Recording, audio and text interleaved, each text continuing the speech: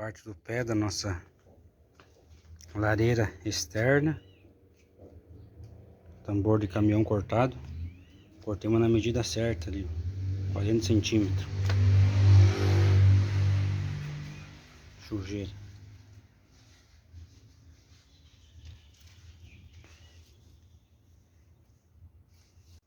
Soldemos os pezinhos. Primeira parte dos pezinhos soldado. E a segunda parte da nossa lareira externa.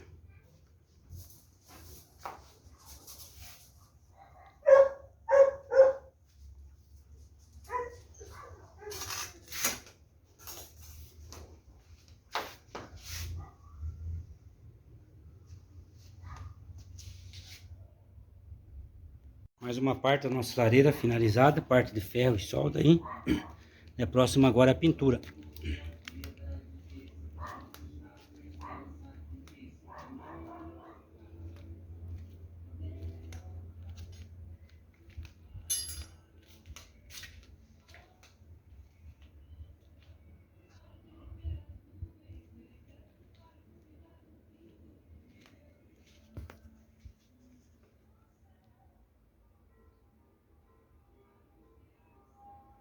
Nosso cliente pediu para mudar o projeto, mudamos, fizemos esses cortes nas lateral, ficou bonito.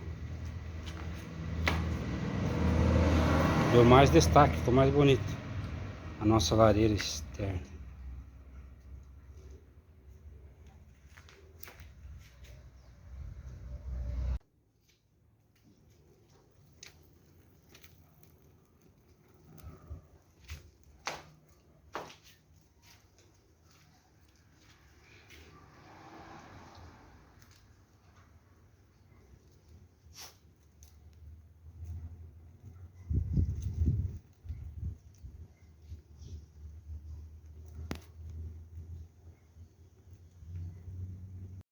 Finalizemos nossa churrasqueira externa.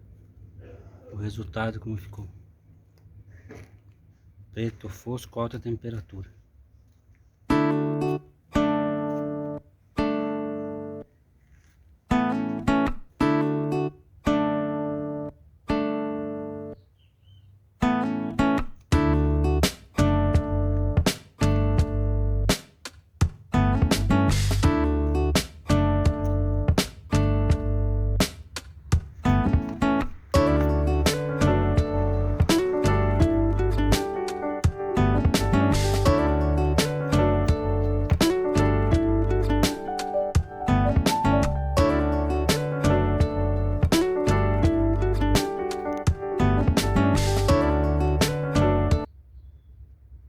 Se gostou, comenta e se inscreve no nosso canal.